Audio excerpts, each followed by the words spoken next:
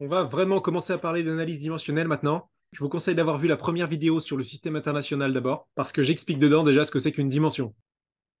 Voici les 6 règles à bien intégrer pour faire de l'analyse dimensionnelle. On va toutes les expliquer.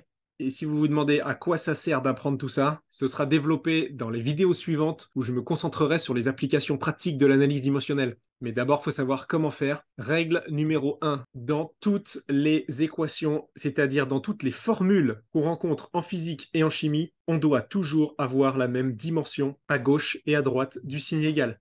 Toujours. Si c'est pas logique pour vous, imaginez que je vous dise que 1 mètre est égal à 12 secondes. Ça n'a aucun sens. On ne peut pas avoir une longueur qui est égale à un temps.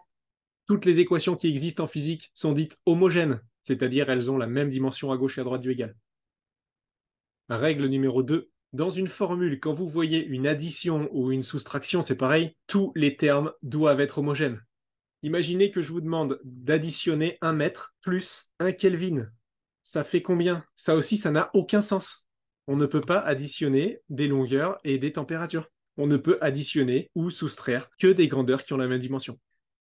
Un exemple de ça, c'est au lycée, quand vous découvrez l'énergie mécanique, on vous apprend que c'est la somme de l'énergie cinétique plus toutes les énergies potentielles. On peut avoir l'énergie potentielle de pesanteur, l'énergie potentielle élastique ou d'autres encore. Et on voit bien que on additionne des grandeurs qui sont toutes homogènes, ce sont toutes des énergies. Règle numéro 3.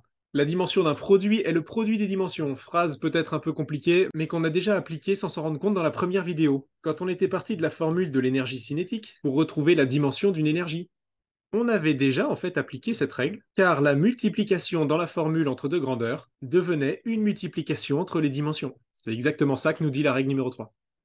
C'est valable aussi pour les divisions, mais souvent on les transforme en multiplication avec des puissances négatives. Par exemple, t puissance moins 2, on peut voir ça comme une division par t carré. La quatrième règle, les coefficients numériques sont sans dimension. Ça aussi, on l'avait déjà utilisé pour dire que le coefficient numérique 1/2 est associé à rien du tout comme dimension. Donc, on peut l'oublier quand on fait de l'analyse dimensionnelle. Un autre exemple qu'on voit souvent, c'est les coefficients pi. Par exemple, dans la formule de l'aire d'un disque, le coefficient pi n'a pas de dimension. Le rayon du disque au carré, c'est une longueur au carré. Et donc, l'aire du disque est homogène à une longueur au carré. C'est normal, c'est une surface en fait qu'on mesure en mètres carrés. Règle numéro 5. On met toujours des grandeurs sans dimension dans les fonctions mathématiques. Sinus, cosinus, exponentielle ou logarithme. Prenons un exemple. Une formule qu'on voit actuellement en terminale qui définit le niveau sonore en décibels. Si vous l'avez jamais vu cette formule, c'est pas très grave. Pour ceux qui ont déjà vu cette formule, on a des intensités sonores en watts par mètre carré, en haut et en bas. Du coup, ça s'annule, il reste plus rien. On a un rapport I sur I0 qui est sans dimension à l'intérieur du logarithme. Du coup, le logarithme lui-même est aussi une grandeur sans dimension. Ce sera toujours le cas avec toutes les fonctions. Si vous multipliez par 10, qui est un coefficient numérique sans dimension, vous vous rendez compte que le niveau sonore en décibels est une grandeur sans dimension. On peut prendre un autre exemple avec une fonction exponentielle. En terminale, par exemple dans le chapitre sur les condensateurs, on peut démontrer dans le cours que la tension aux bornes d'un condensateur qui se charge au cours du temps peut se calculer avec une formule qui fait intervenir une fonction exponentielle. Ce que vous mettez dans la fonction exponentielle est forcément une grandeur sans dimension, d'après la règle 5. Et c'est d'ailleurs ce qu'on apprend quand on découvre les condensateurs. On apprend qu'il existe une constante de temps, qu'on appelle taux, qui est égale à RC, et qui est homogène à un temps, c'est-à-dire qu'on peut la mesurer en secondes. Du coup, dans notre exponentielle, on a un temps divisé par un temps, ce qui fait bien une grandeur sans dimension. On peut aussi se rappeler de la règle numéro 2. Tous les termes d'une soustraction doivent avoir la même dimension. Ici, on a une soustraction entre deux termes qui sont bien sans dimension, donc c'est OK.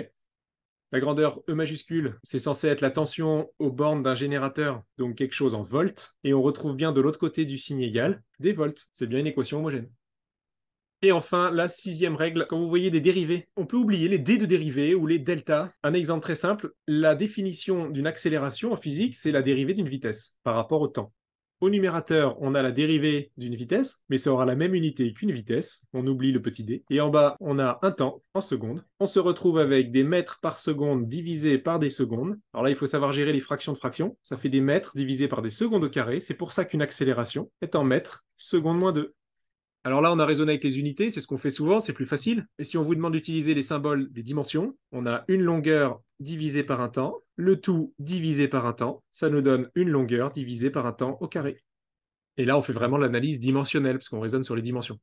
Vous voyez qu'on a pu juste oublier les petits dés de dérivée, on a une vitesse divisée par un temps en fait.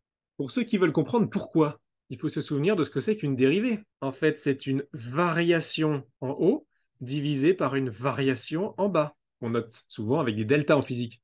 Et la petite subtilité, c'est quand on parle de dérivée, en fait, ce sont des variations infiniment petites. Donc on fait tendre delta t vers 0. Mais ça reste des variations. Et qu'est-ce que c'est qu'une variation? Eh bien, c'est une quantité finale moins une quantité initiale. Et là, on comprend bien ce qui se passe. Regardez en bas, on aura des secondes moins des secondes. Bah, du coup, ça nous donne des secondes au final. Donc la dérivée n'a rien changé. Pareil en haut, on a des mètres par seconde, moins des mètres par seconde, bah, ça fait quand même des mètres par seconde. Donc cette sixième règle, elle est tout à fait logique si on comprend bien ce que c'est qu'une dérivée. Mais j'insiste, ces 6 règles sont vraiment 100% fiables seulement si vous raisonnez avec les dimensions.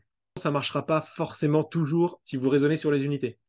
Pourquoi? Vous pouvez rencontrer des unités qui sont sans dimension, comme le radian qu'on a vu dans la première vidéo. Donc si un jour vous avez des radians par seconde égale des secondes moins 1, bah, du point de vue des dimensions, on a un temps moins 1 égale un temps moins 1, donc c'est tout à fait homogène. Par contre, on voit qu'on a des radians à gauche, mais pas à droite. Donc on n'aura pas la même unité à gauche, à droite du signe égal. Un autre danger, c'est qu'on peut rencontrer des centimètres égale des mètres. Ça peut être des formules tout à fait valides, puisqu'on a une longueur égale une longueur, ça marche au niveau des dimensions. Par contre, on n'aura pas forcément la même unité à gauche et à droite. Ça peut arriver dans certaines formules où vous avez des constantes multiplicatives qui permettent de mettre toutes les unités d'accord entre elles dans la formule.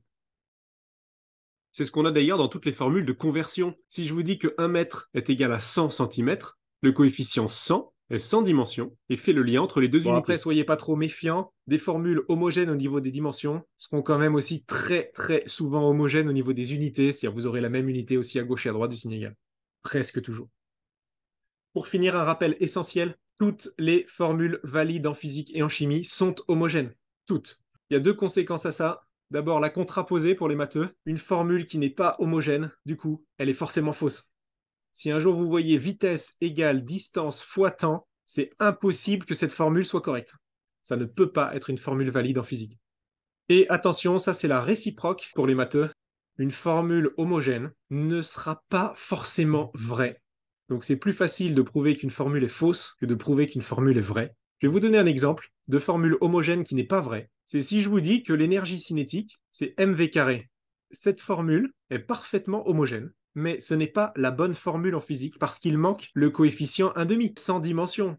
Donc, avec ou sans ce coefficient, la formule est de toute façon homogène. Mais il se trouve que la formule correcte en physique contient bien ce coefficient 1/2. Si vous l'oubliez, vos calculs sont faux. Si vous avez jamais vu ces histoires de réciproques et de contraposés, je ferai une vidéo un jour dessus. C'est de la logique mathématique, c'est très intéressant. Mais ici, nous, on va s'arrêter. Dans la prochaine vidéo, on commence à parler des applications pratiques de l'analyse dimensionnelle. Ça va nous rendre d'immenses services et peut-être que vous commencez déjà à deviner lesquels.